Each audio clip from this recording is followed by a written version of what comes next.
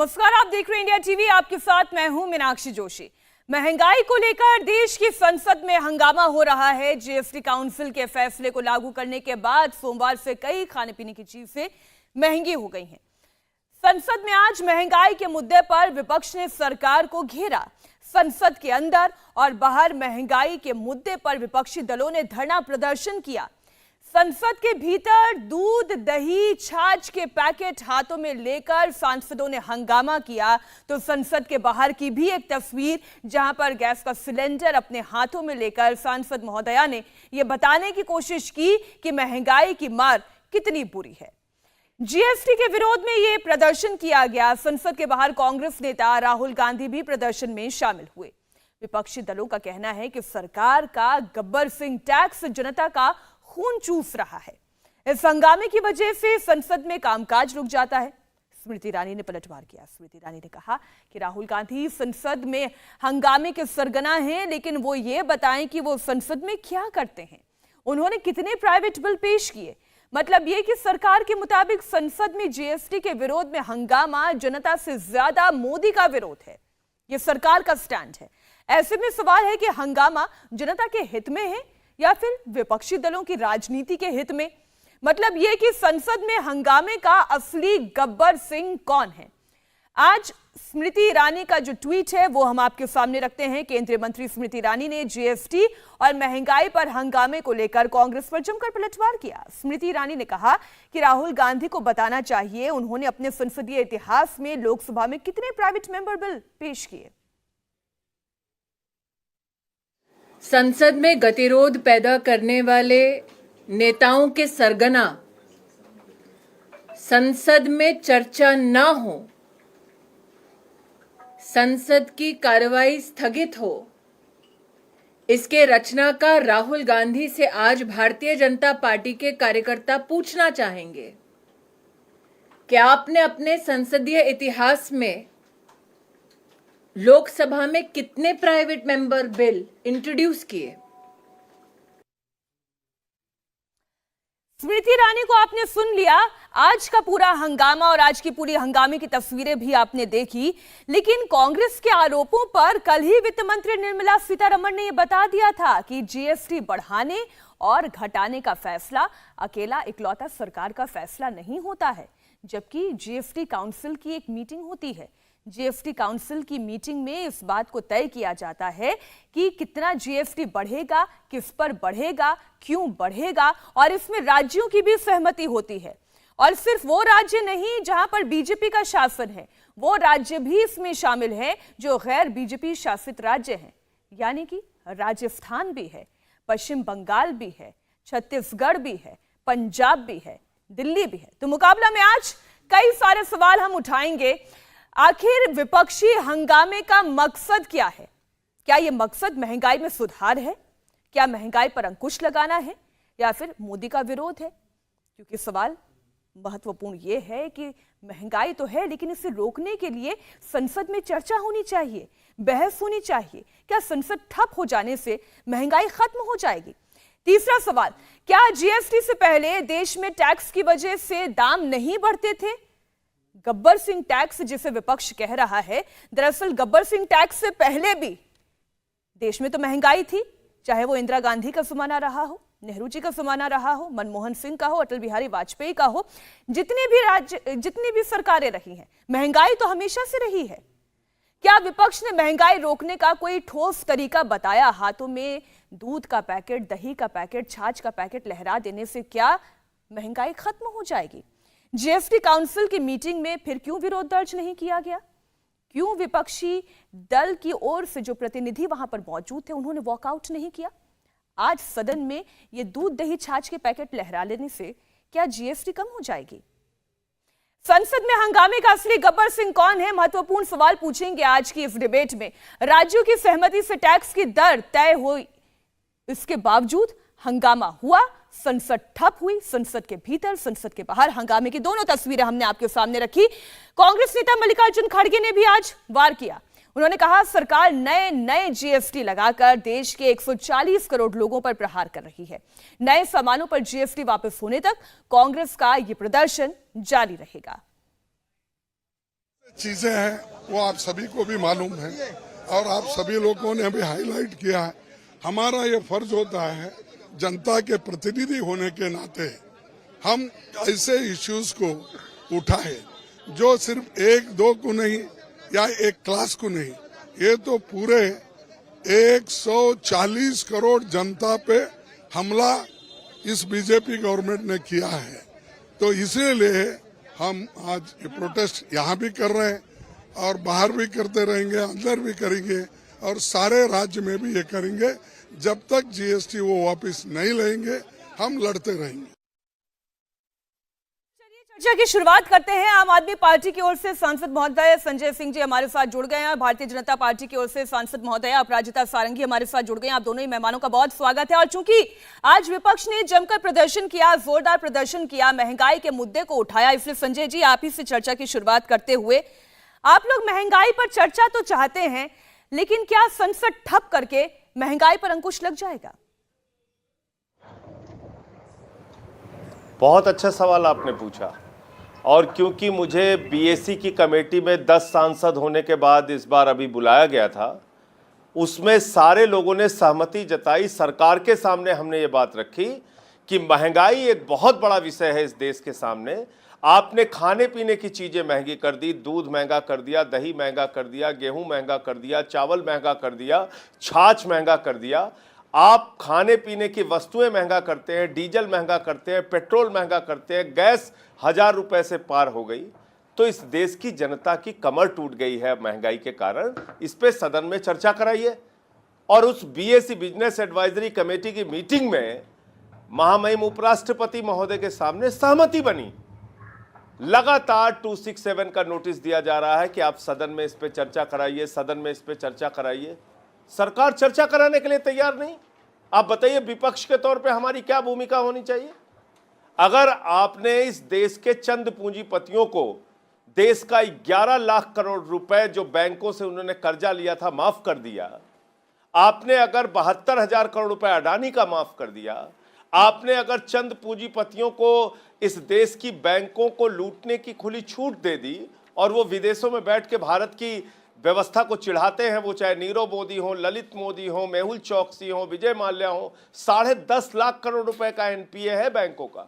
तो बैंक से आम आदमी का पैसा खाली हो गया। आम आदमी किसान हो, मजदूर हो, छोटे व्यापारी हो, कर्मचारी हो, पत्रकार हो, जिसका भी पैसा था वो उठा सर बिल्कुल आप ठीक कह रहे हैं, इसमें कोई दो राय नहीं। महंगाई है, पेट्रोल महंगा है, डीजल महंगा है, आटे दाल का भाव बढ़ गया है और जीएसटी की वजह से भी ये हुआ है, इसमें कोई दो राय नहीं। लेकिन जिस सहमति की चर्चा को लेकर आप बात कर रहे हैं, ऐसी ही एक सहमति जीएसटी काउंसिल की मीटिंग में भी की गई और उसमें गैर बीजेपी शासित राज्यों के प्रतिनिधियों ने भी इसमें हामी भरी। तो वहां पर क्यों हामी भर दी? वहां पर क्यों नहीं वॉकआउट किया गया? वहां पर क्यों नहीं सरकार से सवाल पूछा गया कि आप खाने पीने की इन जरूरी सामग्रियों पर क्यों जीएसटी लगा रहे हैं, क्यों दूध महंगा कर रहे हैं? एक सहमति तो वहां पर भी बनी, क्या वो गलत नहीं थी? आपको शायद जानकारी गलत दी गई है। इन लोगों ने, इनके पास एक झूठ के प्रचार का अपना एक तंत्र है। इन्होंने ग्रुप ऑफ मिनिस्टर्स की मीटिंग बनाए, एक अलग एक ग्रुप ऑफ मिनिस्टर्स का एक समूह बनाया था जीएसटी काउंसिल के अंदर। उसका कुछ प्रस्ताव था, उस प्रस्ताव में उन्होंने क्या लिखा क्या नहीं लिखा उसकी कोई डिटेल्ड चर्चा नहीं की और उस प्रस्ताव को पास कराकर इन्होंने मनमाने ढंग से अपने ढंग से काम करते हैं। आप सोचिए ना, जीएसटी का शेयर जो सरकार राज्यों को नहीं देती समय से, राज्यों को प्रदर्शन करना पड़ता है, रोना पड़ता है कि भाई हमको हमारा शेयर तो कम से कम दे दो। उसमें जीएसटी काउंसिल में विपक्ष की बात ये लोग मान गए। इतने सहृदय, इतने अच्छे, इतने भोले लोग हैं कि विपक्ष ने इनसे कह दिया कि भाई दूध का दाम बढ़ा दो, चावल का दाम बढ़ा दो, आटे का दाम बढ़ा दो, दही का दाम बढ़ा दो, और ये बड़ी सहजता से उसको मान गए। अरे तो जीएसटी काउंसिल में बहुमत किसका है भाई?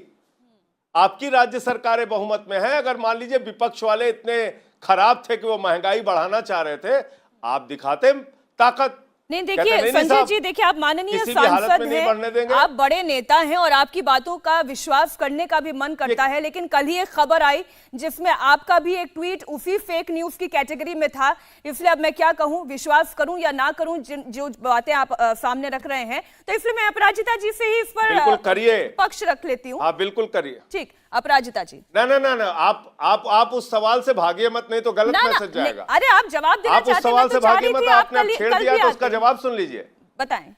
बिल्कुल देता, ना ना ना, उस पे ही जवाब देते हैं। ऐसे थोड़ी है कि आपने कह दिया कि मैंने कोई फेक ट्वीट कर दिया, फेक न्यूज की श्रेणी में वो नहीं आता है। मैंने क्या लिखा, मैंने लिखा कि अब जब आप 75% लोगों की छटनी करने जा रहे हैं तो जाति प्रमाण पत्र अगर आप मांगते हैं तो उसमें भेदभाव करने की आपकी जातिवादी मानसिकता सामने आएगी। इसलिए जहां भारत की सेना में आरक्षण की कोई व्यवस्था नहीं है, जाति प्रमाण पत्र क्यों मांग रहे हैं? कई चैनलों ने कहा कि ये तो पहली बार नहीं हुआ, पहले से हो रहा है। अरे भाई, पहली बार ही अग्निवीर आया है, पहली बार ही 4 साल की नौकरी आपने की, पहली बार ही 19 साल से घटा के उसको आपने 4 साल की और 75% की छटनी आप पहली बार करने जा रहे हैं। हमारे देश की राजनीति का आज तो मुद्दा इसलिए अगर उस महंगाई पे का आप उठाया लंबी गया, बहस करना जनता चाहती के हैं, हितों का तो उठाया उस पे गया, लंबी डिबेट कीजिए। तो आज आप अपना बचाव करने के लिए पहले खड़े हो गए। ठीक है, कभी इस मुद्दे पर और विस्तार से चर्चा करेंगे, लेकिन अपराजिता जी, महंगाई के मुद्दे पर सीधा सीधा संजय जी का आरोप है। जवाब दिया, मैं तो महंगाई ठीक पे है बात सर, करने आया था। सीधा सीधा आरोप ये लगाया कि जो जीएसटी काउंसिल की मीटिंग का भी हवाला निर्मला सीतारमण जी दे रही हैं, उसमें भी तो बहुमत में आप ही के राज्यों की सरकारें हैं। आपने तय किया और आपने जीएसटी लगा दिया। आप सबको मेरा नमस्कार। देखिए, मैं संसद की सदस्य हूं और आदरणीय श्री संजय जी भी संसद के सदस्य हैं और 3 दिन हो गए संसद नहीं चल रहा है। लोगों ने बड़ी इच्छा से, बड़ी आकांक्षा से और बड़ी आशाओं के साथ हमें संसद में भेजा है, लेकिन संसद ठप पड़ा हुआ है। संसद और सड़क में हमें फ़र्क करना होगा। सड़क पर जब हम बातचीत करते हैं तब हंगामा हो सकता है और बेवजह का विरोध हो सकता है, अर्थहीन बातें हो सकती हैं, लेकिन जब हम संसद में खड़े होते हैं तो तर्क और तथ्य के साथ बात करना है। अब अगर संसद ही नहीं चलेगी, लोकसभा राज्यसभा ही नहीं चलेगी, तो बातचीत कैसे होगी? आलोचना, तर्क वितर्क कैसे होंगे? पहले ही दिन आदरणीय प्रधानमंत्री जी ने कहा कि हम खुले मन से सारी बातें सुनना चाहते हैं और सुनाना चाहते हैं। हम चाहते हैं कि बातें सामने आए। नहीं, चर्चा तो हम भी चाहते हैं अपराजिता जी, चर्चा तो हम भी सुनना चाहते हैं, लेकिन चर्चा ये देश की जनता सुन नहीं पा रही है। उसके पॉकेट पर भी महंगाई की मार है और संसद में चर्चा भी नहीं हो रही है। इस पर भी बातचीत हो। मैं आ रही हूँ, मुझे बोलने दे। मैं कहना चाहती हूँ कि ये जो 13 मुद्दे कांग्रेस की तरफ से उठाए गए, इसमें महंगाई का भी एक मुद्दा था और हमने कहा कि हम ज़रूर बातचीत करेंगे। अब रही महंगाई की बात, देखिए 2 बातें हैं। एक है ओवरऑल महंगाई की बात हम करते हैं, इन्फ्लेशन की बात हम करते हैं, तो किसी भी घटना को, किसी भी स्थिति को उसके परिप्रेक्ष्य में देखना चाहिए। रूस यूक्रेन युद्ध को हम नज़रअंदाज नहीं कर सकते हैं, ये सप्लाई चेन का प्रॉब्लम होता है। और दूसरा मैं कह दूं कि हम कोरोना की मार से निकल रहे हैं। आप सबको ज्ञात होगा 2020-2021 के समय हमारा जीडीपी ग्रोथ -6.6% हो गया था और अभी हम बढ़कर 8% से अधिक होते जा रहे हैं। मेरा यह कहना है कि जब एक परिस्थिति ऐसी बनती है, जब पूरे विश्व में इन्फ्लेशन बढ़ता है, वस्तुओं की कीमतें बढ़ जाती हैं, तो इसका इम्पैक्ट, इसका प्रभाव निश्चित तौर पर भारत पर पड़ेगा। यह एक बात हुई। जहां तक जीएसटी की बात हुई, आज भी मैं लोकसभा में बैठी थी और बड़े हंगामे चल रहे थे जीएसटी को लेकर। मैं एक मिनट में, आपने कहा कि वर्ल्ड वाइड स्लो डाउन है, मैं पहले इसी पर रिएक्शन ले लेती हूं, फिर आप जो जीएसटी की बात करिए मैं उस पर आऊंगी। Sanjay ji, world wide slow down है, कुछ आंकड़े लेकर मैं भी बैठी हूं और इस वर्ल्ड वाइड स्लो डाउन में चाहे रुपए की गिरती कीमत हो, चाहे महंगाई हो, चाहे वो कोई देश हो, अमेरिका से लेकर रूस हो, यूरोप हो, ब्रिटेन हो, इस वक्त सभी जगह महंगाई है। महंगाई की मार कब नहीं थी, भारत में भी कब नहीं थी? देखिए, बहुत अच्छा सवाल आपने किया और अपराजिता जी बहुत ही समझदार सांसद हैं और मैं इनका बड़ा सम्मान करता हूं। ये हमारे साथ कमेटी में मेंबर भी हैं। मैं तो आपके माध्यम से अपराजिता से बड़ी विनम्रता पूर्वक पूछना चाहता हूं कि अपराजिता जी, आप कृपा करके देश को बताएं कि जब कच्चे तेल का भाव अंतर्राष्ट्रीय बाजार में न्यूनतम स्तर पे पहुंच गया था, न्यूनतम स्तर पे, उस वक्त भी क्या आपने भारत में डीजल और पेट्रोल के दाम कम किए थे? यानी कि $20 पर बैरल भी पहुंच गया था, $30 $40 पर बैरल भी कच्चे तेल का दाम पहुंचा है। उस टाइम में क्या इस देश ने, और आप तो पत्रकार हैं, आप ही बता सकती हैं कि क्या हमने कहीं सुना कि डीजल और पेट्रोल का दाम कम हुआ? 14 साढ़े 14 लाख करोड़ रुपए से ज्यादा डीजल और पेट्रोल के ऊपर टैक्स लगा के पिछले 8 सालों में इस सरकार ने इकट्ठा किया। और यह बात, अब आप अंतर्राष्ट्रीय मंदी की बात कर रही हैं, जब आर्थिक मंदी पूरी दुनिया में चरम पर थी, पूरी दुनिया में, उस वक्त जब कच्चे तेल का भाव अपने उच्चतम स्तर पे था पर बैरल, उस समय 2014 में पेट्रोल था 71 रुपए, आज है 106 रुपए, डीजल था 57 रुपए, आज है 100 रुपए, गैस था 414 रुपए और आज बढ़ के हो गया है 1000 से ज्यादा।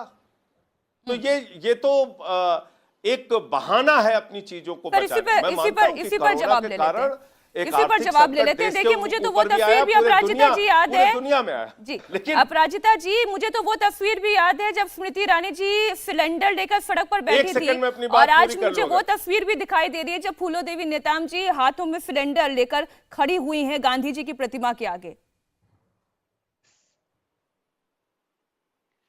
देखिए, मैं कह दूं, अंग्रेजी में एक वक्तव्य है, A man convinced against his will is of the same opinion still। मैंने कहा, मैं पुनर्वार कहूंगी कि जब वैश्विक परिस्थिति एक तरह की होती है तो निश्चित तौर पर इसका कुप्रभाव भारत पर भी पड़ेगा। रशिया यूक्रेन की जो स्थिति हुई, वॉर की स्थिति, और अभी जो हम जानते हैं हम कोरोना से निकल रहे हैं उसकी स्थिति, इस परिप्रेक्ष्य में मैं कुछ कहना चाहती हूँ। जहाँ तक पेट्रोल डीजल का सवाल है, उसकी कीमत का सवाल है, मैं कह दूं कि 3 बार आदरणीय प्रधानमंत्री जी और उनकी टीम ने जब देखा कि विश्व की परिस्थिति की वजह से इसका कुप्रभाव हमारे घर के अंदर पड़ रहा है, तो हमने 3 बार एक्साइज ड्यूटी को कम किया। लेकिन बहुत सारे ऐसे राज्य हैं, कहते हुए दुख हो रहा है, जो नॉन एनडीए रूल्ड राज्य हैं, उन्होंने अपने वैट को उतना कम नहीं किया, और इस बात को हम सबको मानना होगा। और इस परिप्रेक्ष्य में मैं थोड़ा जीएसटी की बात भी कर दूं। मैंने जीएसटी की बात अभी तक नहीं कही है। देखिए, प्री जीएसटी रेजीम, जीएसटी कब आई? 2017 में 1 जुलाई 2017 जीएसटी को लागू किया गया।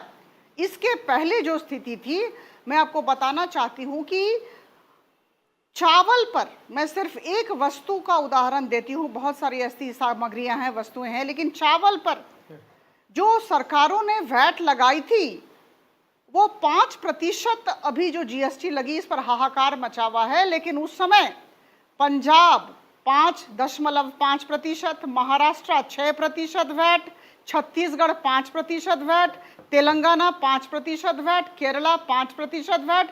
सिर्फ मैं राइस की बात कर रही हूँ, चावल की बात कर रही हूँ। इस तरह सरकारों ने वैट लगाए थे। बहुत सारे एनडीए रूल्ड स्टेट्स के साथ भी मैंने इसका तुलनात्मक अध्ययन किया, वहाँ बहुत कम था। तो अभी उस तरह का युद्ध करने का समय नहीं है। लेकिन मैं ये ज़रूर बताना चाहूँगी कि केंद्र और राज्य सरकार दोनों को मिलकर काम करना होगा, और एक्साइज ड्यूटी एक चीज ये बातें सुनने में बहुत अच्छी लगती है अपराजिता जी, लेकिन मिलकर काम हो नहीं रहा है ना, संसद तो ठप है। संजय जी, जहां तक जीएसटी का सवाल है, जीएसटी पर आपने अपनी बात रख दी, आपने एनडीए यूपीए रूल दोनों का जिक्र किया। अब संजय जी, हार्श रियलिटी तो ये है कि चाहे देश चलाना हो या सरकार चलानी हो, जीएसटी यानी टैक्स की कलेक्शन की तो जरूरत है। अब उसके कलेक्शन के बिना तो ना राज्य सरकार चलनी है ना देश की सरकार चलनी है। तो ये हंगामा कितना जायज है सर? बिना चर्चा के क्या महंगाई कम हो जाएगी?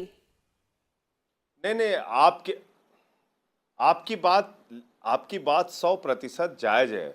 राज्य सरकारें चलाने के लिए, केंद्र की सरकार चलाने के लिए, केंद्र की योजना चलाने के लिए, राज्य की योजना चलाने के लिए टैक्स जरूरी है, इससे मैं कतई इनकार नहीं कर रहा हूं। लेकिन वो कह रही हैं अपराजिता जी कि हमने 3 बार एक्साइज ड्यूटी कम किया, हमने 3 बार सेंट्रल टैक्सेस कम किया, हमने 3 बार पेट्रोल में भारी छूट दी। तो मैं बड़ी विनम्रता पूर्वक कहना चाहता हूं कि भारी छूट के बाद अगर ये हालत है कि 115 रुपए से ज्यादा इस देश के लोगों को पेट्रोल खरीदना पड़ा, तो अगर आप छूट नहीं देती तो क्या हालत हम लोगों की होती, हम कल्पना कर सकते थे। यूक्रेन और रूस के युद्ध का प्रभाव बांग्लादेश में नहीं पड़ा, यूक्रेन और रूस के युद्ध का प्रभाव नेपाल में नहीं पड़ा, यूक्रेन और रूस के युद्ध का प्रभाव पाकिस्तान पे नहीं पड़ा। आसपास के जो आपके छोटे छोटे देश हैं उनके ऊपर यूक्रेन और रूस के युद्ध का प्रभाव नहीं पड़ा, सबसे ज्यादा हमारे ऊपर पड़ गया। से कर रहे हैं जिनके खाने के लाले हैं, हम इस हालत में पहुंच गए। तुलना भारत से करें। बहरहाल संजय जी बहुत बहुत शुक्रिया हमारे साथ जुड़ने के लिए, इस चर्चा में तुलना शरीक होने पेट्रोल के लिए। डीजल अब मैं डिबेट को बाकी दलों के साथ अब आप लोग ऐसे घुमाते हैं, ये ठीक नहीं है। पेट्रोल डीजल पे मैं बात कर रहा हूं, आप तुरंत पाकिस्तान पहुंच गई। मैं पेट्रोल डीजल के रेट की बात कर रहा हूं। इन सारे देशों पे अगर आप प्रभाव की बात कर रहे हैं, देखिए मूल मसला क्या है, मूल मसला क्या है, मैं खत्म कर रहा हूं अपनी बात, 30 सेकंड दे दीजिए। मूल मसला यह है कि दरअसल आपने भारत के खजाने को, जो बैंकों में आम आदमी का पैसा जमा था, वो पैसा पूंजीपतियों पर लुटा दिया। बैंक खाली हो गए। 11 लाख करोड़ रुपए इस देश का माफ किया पूंजीपतियों का मोदी जी की सरकार ने। ठीक, इसके कारण से आज बैंक खाली है, पैसा है नहीं आपके पास।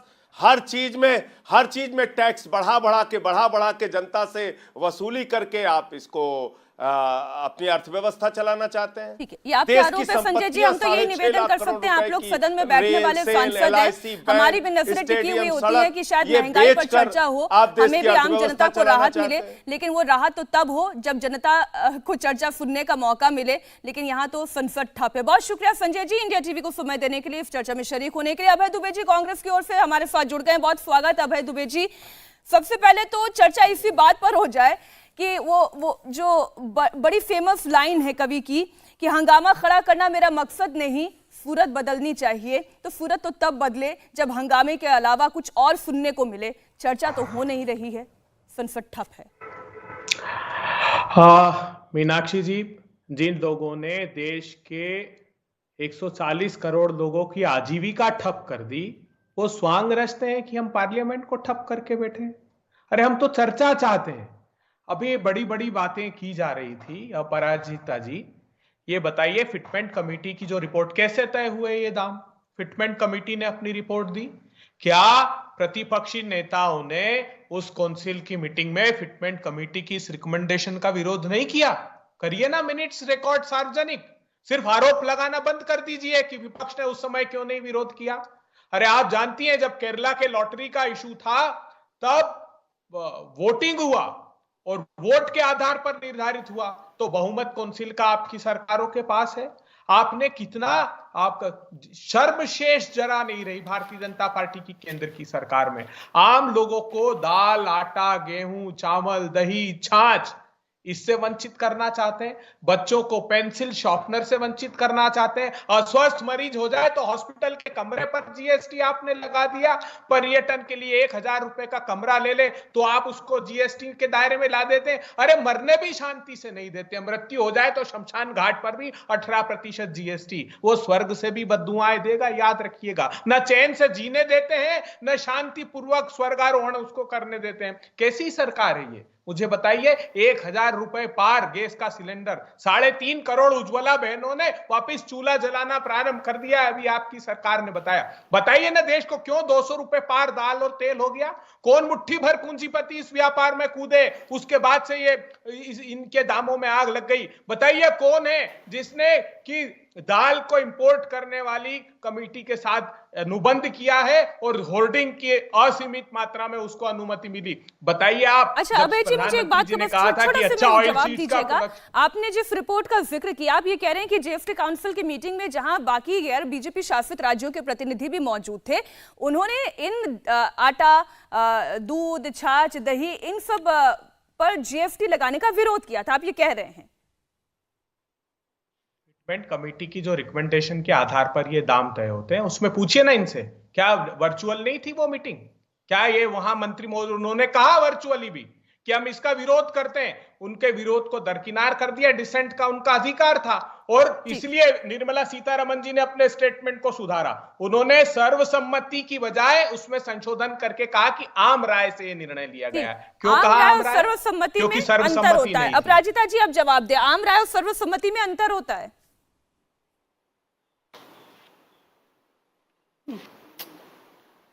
आवाज ही नहीं आती है जी, क्या बोले? अब अपराजिता जी आवाज आ रही है मेरी? क्या अपराजिता जी तक मेरी आवाज पहुंच रही है? पीसीआर, हेलो, आप मुझे सुन पा रही हैं अपराजिता जी? आप अभय दुबे जी की बात सुन पाई हो? हम दोनों में से किसी की आवाज आपके पास आई हो? जनता की आवाज आ रही है, आम जनता की सुनाई दे रही कि नहीं दे रही है? अभय जी वो नहीं सुन पा रही ना, आपकी आवाज नहीं पहुंच रही है, आवाज ही नहीं आ रही है। हाँ सरकार, मीनाक्षी जी यही तकलीफ है, देश की जनता की आवाज सुनना ही नहीं चाहती। ठीक है, नहीं फोन फिर से हम कनेक्ट करेंगे, फिर से उनकी राय लेंगे। ऐसे कैसे अभय जी, जनता का विषय है, जवाब दिए बिना तो जाने नहीं देंगे। मार्केट एक्सपर्ट सुनील अलग जी हमारे साथ जुड़े हुए हैं। सुनील अलग जी देखिए, ये बात तो सच है, आम सहमति और सर्वसम्मति दोनों में बड़ा फर्क है। अभय जी ये कह रहे हैं कि जो काउंसिल की मीटिंग हुई उसमें ये कहा गया कि जीएसटी ना लगाएं, लेकिन जिसका बहुमत ज्यादा उसकी चलेगी। सरकार ने इसे तय किया, आज जीएसटी लगा दिया, हंगामा हो रहा है। अब देखिए, मैं पॉलिटिक्स में बिल्कुल नहीं हूं, इसलिए मैं जब भी बीजेपी और कांग्रेस और ये सब कह रहे हैं आपने पिछले साल में ये किया, 10 साल पहले, उसमें मैं नहीं जा रहा हूं। जो अभी का सिचुएशन है उसमें जा रहा हूं मैं, और मुझे इसमें कोई डिबेट भी नहीं करना है कि आपने कहा कि नहीं कहा, जीएसटी काउंसिल में नहीं कहा कि नहीं कहा। ये देखिए आप बड़ा हिसाब, देन इट इज रिक्वायर्ड और नॉट, ये जीएसटी की रिक्वायरमेंट है या नहीं है, ये इस पर आप जवाब दें। मैं कह रहा हूं government has at this point of time to increase either direct tax or indirect tax. दो ही जगह हैं उनके पास जो बढ़ा सकते हैं। अब direct tax only 3% of the nation pays. जब indirect tax थोड़ा बहुत अगर बढ़ा रहे हैं तो that's when they collect the money. अब मोदी जी ने फ्री दे दिया 2 साल के लिए 800 मिलियन को कि खाना आपको फ्री है, इतना फ्री है, जो कोविड के टाइम में पैसे कहां से आएंगे? देखिए, जब आप चाहते हैं कि इंफ्रास्ट्रक्चर भी बढ़े, रास्ते भी बने, ये भी बने देश में, तो सब जगह हम सोच रहे हैं कि भाई साहब कहीं ना कहीं तो हमको देना ही है। अगर 5% उन्होंने बढ़ाया है, इनपुट टैक्स भी मिल रहा है आपको, तो मैक्सिमम 2-2.5% आपका बढ़ गया। 2-2.5-2.5% आप दूध के हिसाब से लगाइए, चीज के ऊपर लगाइए, दही के ऊपर लगाइए। जितने घर में हैं सब लोग 100 ग्राम 200 ग्राम लेके आ रहे हैं, दही घर में बना रहे हैं, bulk major amounts. Look, they just use it as a thing. Now how much has impact है? जैसे वो हेल्थ में जाए, हेल्थ में उन्होंने, मैं कल डिबेट पे था, उन्होंने कहा 5,000 रुपए के ऊपर उन्होंने लगा दिया। अरे भाई साहब, 5,000 रुपए के ऊपर में उन्होंने 5% लगाया। 5,000 प्रतिदिन अगर कमरा नहीं चाहिए आपको, 2,000 लीजिए, 3,000 लीजिए, 4,000 लीजिए। अब आइडियल सिचुएशन है कि कोई भी टैक्स ना बढ़े, कुछ भी ना बढ़ाओ, बट किसी हाथ से गवर्नमेंट अगर 800 मिलियन जो है 2 साल से सबको दे रही है, प्लस गरीब को दे रही है, प्लस उनको कहीं ना कहीं से तो पैसे आने ही हैं। अब डायरेक्ट टैक्स जहां बढ़ाएंगे तो सब लोग चिल्लाएंगे, अगेन ऑपोजिशन विल से आपने मार दिया मुझे, क्यों बढ़ा रहे हो? अब देखिए, कहीं ना कहीं 1-2% बढ़ा भी लिया। यानी आप ये कह रहे हैं कि एक हाथ से देने के लिए दूसरे हाथ से लेना भी तो पड़ेगा। अभय जी, मैं पहले इस पर आपका रिस्पांस ले लूं, क्योंकि निर्मला जी ने आगे इसी ट्वीट थ्रेड में ये भी कहा कि पैक्ड आइटम पर जीएसटी लगाए गए हैं, लेकिन अगर ओपन सेलिंग है, ओपन आइटम पर इस पर कोई टैक्स नहीं है। मैं एक छोटा सा रिएक्शन अभय जी का ले लूं, और अपराजिता जी हमारे साथ जुड़ गई है, मैं आपके पास आ रही हूँ मैम। अभय जी देखिए, मीनाक्षी जी, प्रत्यक्ष रूप से मैं सुनील जी की कोई बात पर प्रतिक्रिया व्यक्त नहीं करता, क्योंकि उन्होंने कहा है कि वो राजनीति पर चर्चा नहीं करना चाहते हैं। लेकिन मैं ये बता दूं उनको कि जिनके घरों में 2 वक्त का खाना भी बहुत मुश्किल मिल रहा है, एक बार झांक कर देखिए।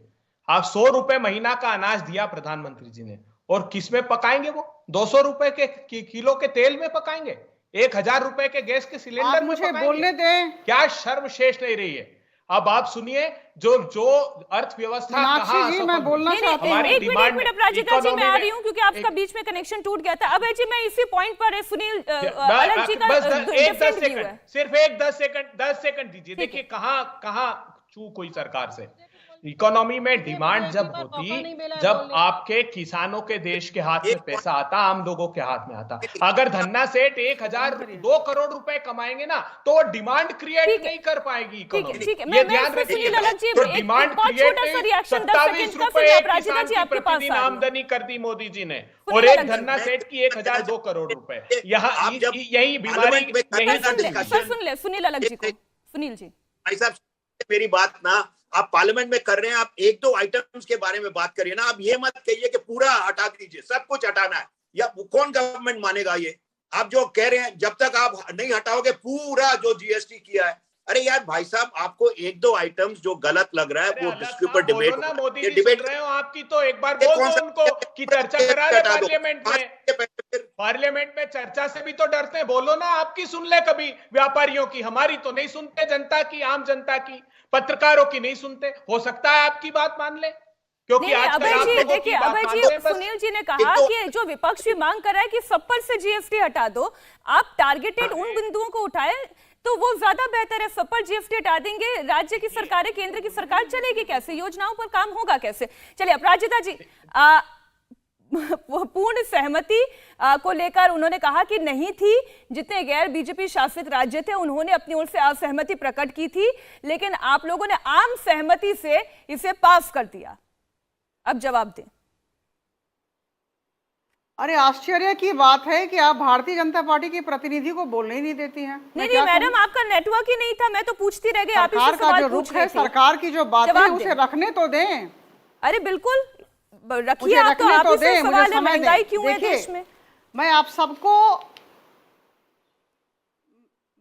सबको बताना चाहती हूं कि मेरे हाथ में एक कागज है, ये आप लोग देख सकते हैं। ये 17/9/2021 की 45वां जीएसटी काउंसिल के विषय में है। और मैं आप सबको बताना चाहती हूं कि जब 45वां काउंसिल, जीएसटी काउंसिल की मीटिंग हुई थी, उस दिन एक निर्णय लिया गया था, बहुत महत्वपूर्ण निर्णय लिया गया था।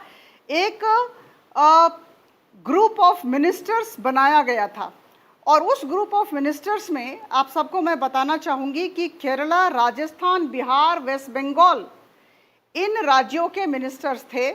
और 45th जीएसटी काउंसिल ने ऐसा आदेश दिया था कि ये जो कमिटी या ये ग्रुप ऑफ मिनिस्टर्स हैं, ये लोग रेट रैशनलाइजेशन और इन्वर्टेड ड्यूटी स्ट्रक्चर के विषय में अध्ययन करेंगे और अपनी सिफारिश देंगे कि देश में कैसे रेट्स होने चाहिए। मैं आपको बताना चाहती हूँ, और मैंने कहा कि इन चारों राज्यों का नाम मैंने लिया।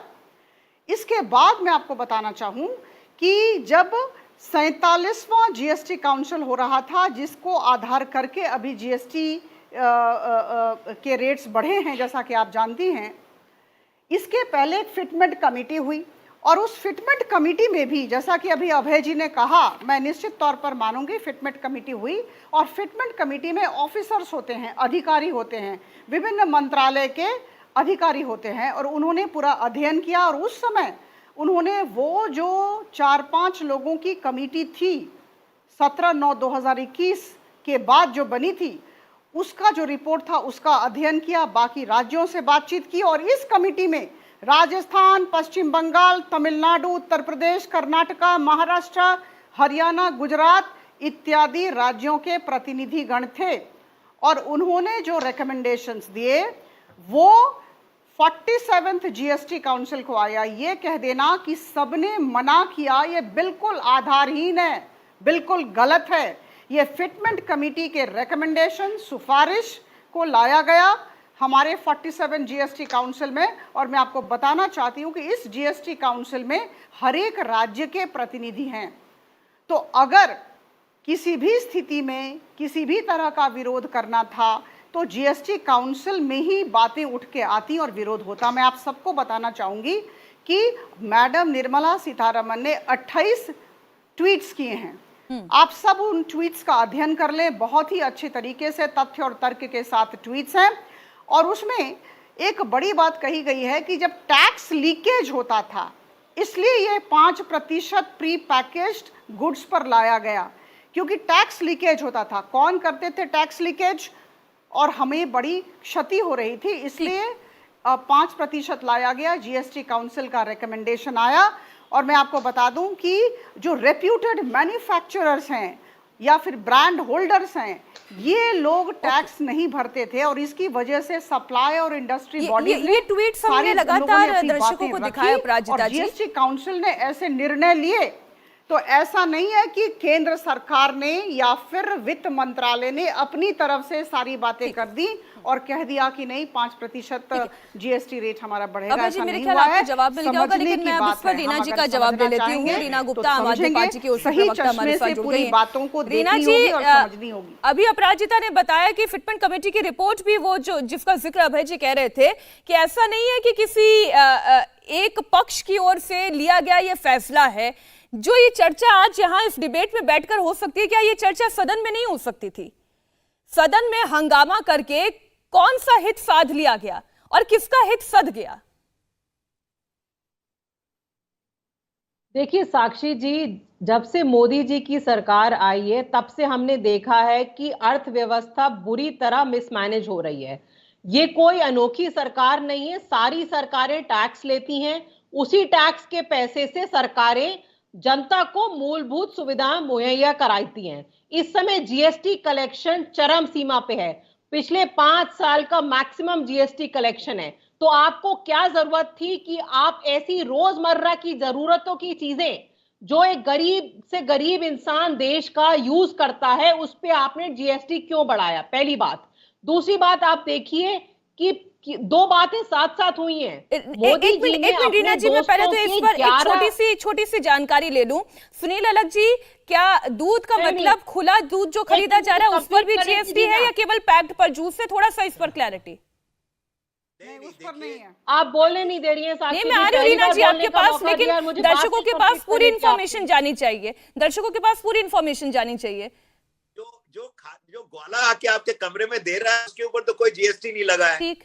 आप जो पैकेज प्रोडक्ट्स हैं, जो दूध आपको मिल रहा है उस पे लगा हुआ है, तो आप 5% दे रहे हैं, उस पे पैकेजिंग पे इनपुट कॉस्ट पे भी आपको क्रेडिट मिल रहा है। आप 1-2% ज्यादा नहीं दे सकते क्या? अब देखिए, नहीं, मैं वापस से आपको रोक रही हूँ, माफ कीजिए मैं रोक रही हूँ, लेकिन मैं फिर रीना जी आपके पास आ रही हूँ। जब आप देश की गरीब जनता की बात करती हैं तो मुझे लगता है कि इस अगर जीएसटी के बढ़ने का सबसे ज्यादा असर किसी पे पड़ भी रहा है तो वो हमारे देश की मिडिल क्लास आबादी है जिसके ऊपर सबसे बड़ा असर पड़ रहा है।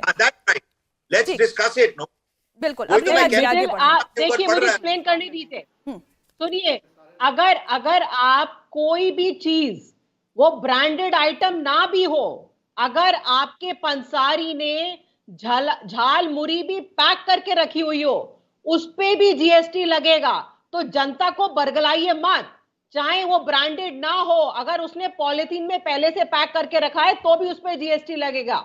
दूसरी बात, आप देखिए, दो बातें हुई हैं।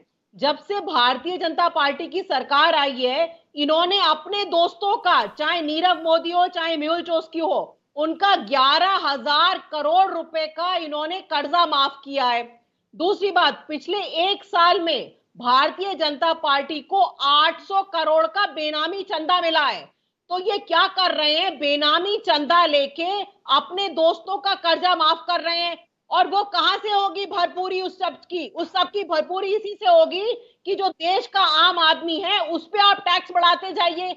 इस समय बेरोजगारी चरम सीमा पे है, महंगाई चरम सीमा पे है। मैं ये कह रही हूँ कि अगर रीना जी आपकी बातों में सच्चाई भी है तो अभय जी मैं फिर आती हूँ। निर्मला सीतारमण ये कह रही है कि this was a unanimous decision by the GST council, all states were present in GST council when this issue was presented by the group of ministers on rate rationalisation in 47th meeting, जिसकी बात खुद अपराजिता सारंगी कर रही थी। अब meeting में सब मौजूद थे, पंजाब, छत्तीसगढ़, राजस्थान, तमिलनाडु, पश्चिम बंगाल, आंध्र प्रदेश, तेलंगाना, केरला, और कंसेंसस के बाद आए गए एक फैसले को केवल फिटमेंट कमेटी की रिपोर्ट को आधार बनाकर खारिज कर देना, उसे भी अपराजिता जी ने खंडन किया। नहीं तो मुझे बताइए ना, फिर निर्मला सीतारमण जी, वो मीटिंग वर्चुअल थी, वो तो मौजूद थे क्या? डिस्कशन हुआ क्या उस पर? बताइए। उसका वो जारी कर दे जूम मीटिंग के, वो मिनट्स जारी करते, कहे रिकॉर्ड पर, वो स्टेटमेंट दिया है। वो वेस्ट बंगाल की जो प्रतिनिधि मौजूद थे, उन्होंने कहा कि डिसेंट मेरा एक्सेप्ट नहीं किया इन लोगों ने। देखिए, बड़ी बात समझने की कोशिश कीजिए। ये जो अभी इससे क्या होगा, ये जो आज तो गांव-गांव में food safety and standard act ने इतना प्रतिबंध लगाया है कि कई वस्तुएं पैक करके ही इनको बेचनी होती है। तो ये मिलावटखोरी को प्रोत्साहित कर रहे हैं क्या? इसका अर्थ क्या होगा कि लोग खुला करके बेचेंगे उसको पैक्ड बेचने की बजाय? बढ़िए ना, जो छोटे छोटे व्यापारियों का ने विरोध दर्ज कराया है उनको सुनिए तो सही।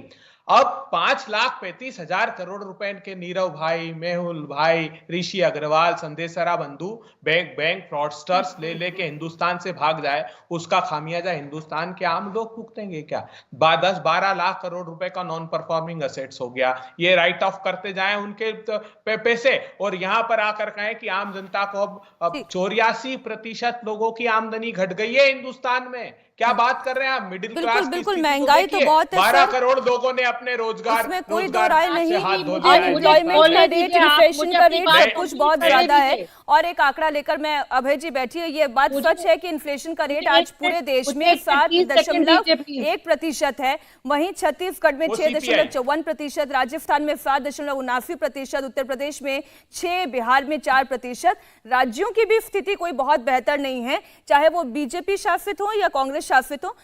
राजस्थान, छत्तीसगढ़ का भी मैंने हवाला दे दिया। लेकिन अपराजिता जी, बार बार नॉन परफॉर्मिंग एसेट का हवाला दिया जा रहा है, कह रहे हैं कि इतना नॉन परफॉर्मिंग एसेट आपका खड़ा हो गया है, आप लोन पे लोन दिए जा रहे हैं और देश की जनता पर महंगाई का बोझ डाल रहे हैं। देखिए, हम किस चश्मे से किस मुद्दे को देखना चाहते हैं यह तो हमारे ऊपर निर्भर करता है। अभी बहुत सारी बातें कही गई, सामने दिखी हार तो बोले भ्रष्टाचार। न इनके पास तथ्य है, न तर्क है, न कुछ समझना चाहते हैं, बेबुनियाद बातें। मैडम निर्मला सीतारमण की ट्वीट को ढंग से अगर पढ़ते और समझने का प्रयास करते तो इस तरह की बातें ही नहीं आती। जीएसटी काउंसिल के जो मेंबर्स हैं, जो सदस्य हैं, उनकी तालिका देख लें, और उस जीएसटी काउंसिल में सारी बातें फिटमेंट कमेटी के द्वारा लाई गई। और मैंने 17/9/2021 की कमेटी की बात की, जो 45वां जीएसटी काउंसिल के बाद बना था, उसकी सिफारिशें आई। तो मेरा ये कहना है कि सारी बातों को दृष्टि में रख के निर्णय लिया जाता है। और अगर हमारा जीएसटी कलेक्शन बहुत हाई है, बहुत ज़्यादा है, तो मुझे लगता है अब सरकार की पीठ थपथपाइए। इसी जीएसटी को लेकर तो आप लोगों ने हंगामा किया था और अभी कह रही हैं कि नहीं बहुत अच्छा है जीएसटी कलेक्शन। तो ऐसा है कि अगर हम छोटा सा रिएक्शन लेना चाह रही थी मैम, पेड़ पर खड़े हैं तो आसमान तक जाने की ख्वाहिश रखें। हमें जीएसटी कलेक्शन और बढ़ाने हैं, हमें लोक कल्याणकारी नीतियों की कार्यकारिता करनी है। ठीक, हमें बहुत सारे भित्ति भूमि विकास करने हैं, हमें देश की गति को रफ्तार देना है। रीना जी, अभय जी, सुनीला अलग जी और अपराजिता जी, माफ कीजिए, मेरे पास समय इतना ही था। बहुत शुक्रिया हमारे साथ इस चर्चा में शरीक होने के लिए। और मुझे बड़ी खुशी है कि कम से कम यहाँ पर तो हम चर्चा कर पाए, कम से कम हम यहाँ तो चर्चा कर पाए, क्योंकि संसद में तो चर्चा सुनने को मिल नहीं रही है हंगामे के अलावा, और ठप संसद के अलावा शायद कोई और तस्वीर देखने को मिलेगी भी, इस बात पर भी संशय है। इंडिया टीवी हर वक्त हर जगह डाउनलोड करने के लिए सर्च करें India TV news Google play store या ऐप स्टोर पर।